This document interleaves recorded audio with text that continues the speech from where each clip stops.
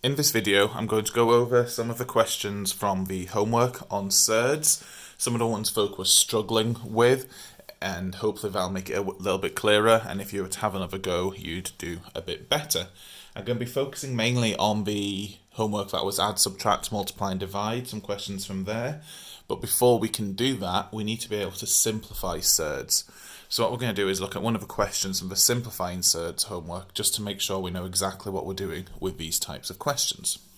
So the question we're going to look at is simplify the square root of 80. The way we're going to do this is by using this rule here that you covered.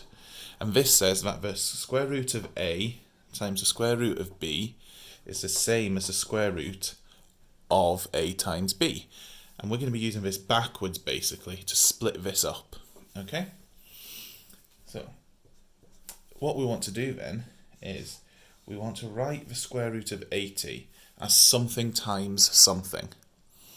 So we want to put two factors of it, but what we want to do is we want to pick a square number that goes into it. So then when we write the square root of that, we can make that a normal number. We can simplify it down. So what we need to do is we need to pick the biggest square number we can think of that goes into 80. Now this might take you a while to go through them in your head, but I know that the biggest square number that goes into 80 is 16. So what we'll do then is say that the square root of 80 is the same as the square root of 16 times 5. So 16 times 5 equals 80. Now going off this rule, I can write this as the square root of 16 times the square root of 5. I can split this up like this, and then we can simplify it. I know what the square root of 16 is, okay? The square root of 16 is 4. So that means now I have 4 root 5. I can't simplify root 5 down anymore because I don't get a nice integer. You'll get a nice whole number when I do that. And remember, we write it as if it was algebra. Okay, so we think of this bit here, the third bit here, almost like a letter in algebra. So this is almost like saying 4x, where the root 5 there is the same as the x. And we pop them next to each other because in algebra, you just pop your numbers and letters and things next to each other. You don't need to write times or divide or anything. Right, so now we've had a wee reminder on how we simplify them, let's have a look at some questions where it's add, subtract. And that. We'll start off with a nice simple one.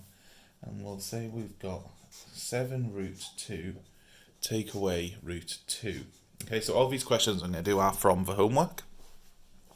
So I've got 7 root 2 take away root 2.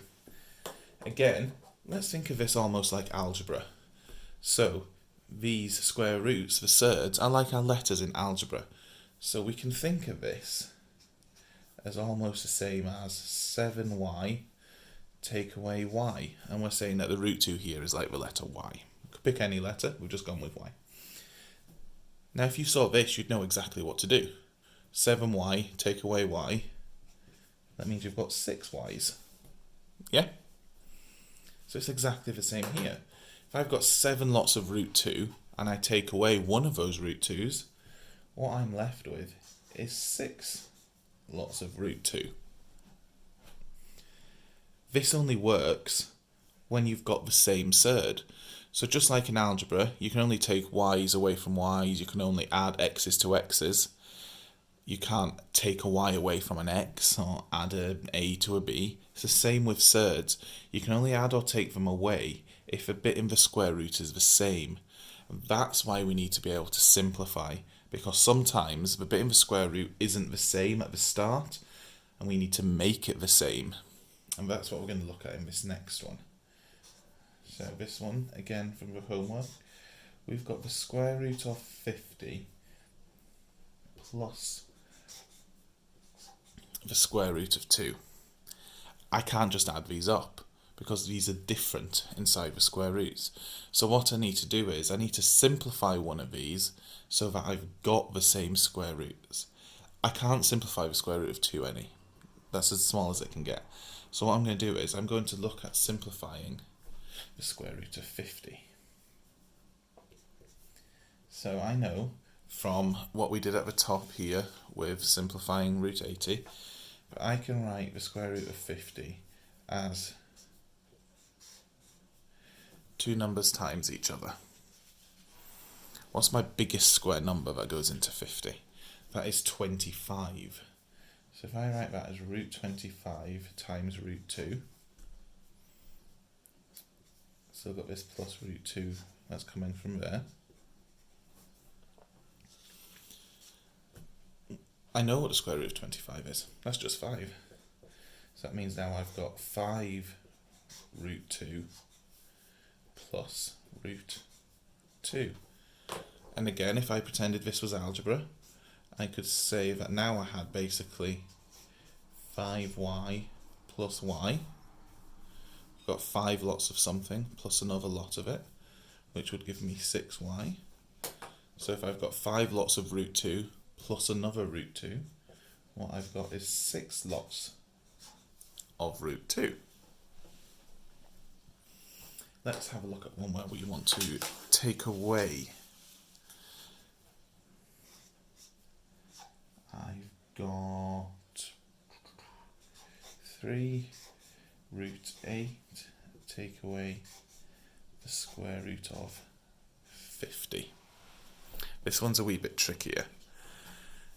I can't take away a root 50 from a root 8 because they're different. That's like saying take away a y from an x. I can't do it. So we're going to need to simplify these.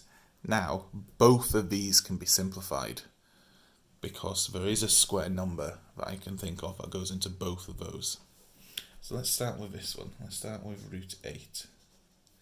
Still got the 3 at the front, and we're going to split it up into 2 things. My biggest square number that goes into 8 is 4. So that can go into root 4 times root 2, because 4 times 2 is 8. Now, we also want to do the same here to the root 50. Root 50 can be simplified into 2 things, times by each other. The biggest square number that goes into 50, we did in the question before up here, it's 25. So that's the square root of 25 times the square root of 2. So now, here, I've got 3 times the square root of, can't see that right there. So I've got 3 times square root of 4 times square root of 2. Square root of 4 is 2. So I've got 3 times 2 root 2, take away the square root of 25 is 5, take away 5 root 2. Now we have to deal with this little multiply. And it's just again like in algebra, the numbers times together and letters times together. So here my numbers are 3 and 2. So 3 times 2 is 6.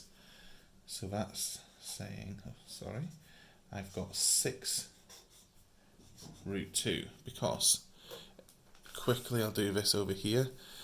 Let's think that was algebra again. Say that was 3 times 2y. So instead of it being 3 times 2 root 2, I've written 3 times 2y. And you know that 3 times 2y would be 6y. So that's the same here. 3 times 2 root 2 is 6 root 2. So now I've got 6 root 2, take away 5 lots of root 2. So I've got 6 lots of something, and then take away 5 lots of that same thing. I'll just be left with one of them. 1 lot of root 2. Let's have a look at a multiplication one as well. We might have a look at a couple of these. So that's on to E. We've got root 20 times root 5. And here again, we're going to be using this same rule we used at the start. This said that the square root of something times the square root of something else can be written as the square root of both of those numbers times together. So that means that this can be written as the square root of 20 times 5. 20 times 5 is 100, so that means I've got the square root of 100. I can simplify that But if I look at the list of my square numbers at the top here, 100 is a square number. So if I simplify this, I should just get just a nice number. Square root of 100 is 10. That's my answer. Let's look at a slightly trickier one then. Now I've got 2 root 3 times 2 root 3. So what I'm going to do here is multiply the numbers by each other and then the square roots by each other. So what I'm going to do is I'm going to do the 2 times the 2, and then I'm going to do the root 3 times the root 3. So 2 times 2 is 4.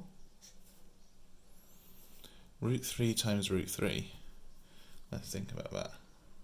That is root 3 times by root 3. Now we covered this in the rationalising the denominator video. If I've got something root of one thing times root of the same thing, that just gives me what's in there.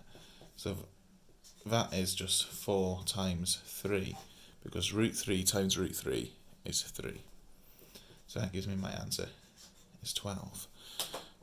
We'll look at this in a bit more detail, okay, so you can actually see how it's worked through if you need that as a little reminder. So say we've got root 3 times root 3. Using our rule right from the start, I can write that as root 3 times 3. So that's root 9. The square root of 9 is 3. So that's where we got there. We just skipped right to this end bit because this is true for any lots of numbers like that. Whatever your number is, if it's the square root of 4 times the square root of 4, your answer will be 4. Square root of 20 times the square root of 20, your answer will be 20. Okay? Now, one final one. Let's look at a division one. Finally. Oh, sorry, wrong pen. So let's say we are given the square root of 48 divided by the square root of 3. So, from the rules we know about surds that we saw in the previous videos, we can write that in one big square root, 48 divided by 3.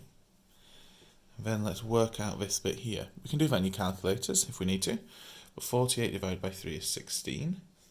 So that means I've got the square root of 16. And square root of 16 equals 4. Okay? So it's exactly the same as multiplying and adding and subtracting. The first thing you want to be doing is looking if you can simplify any of the surds down. Okay? Especially for the adding and subtracting, you need to simplify them down so you've got things that have the same surd in them, and only when they have the same surd in them can you add or subtract them. Then when we're thinking about multiplying and dividing, the key thing to remember is you deal with the numbers, times them together or divide them, and deal with the surds, times them together and divide them. Okay? And then you can add stuff up at the end. Okay? Hopefully that made things clear for those who needed it, and goodbye.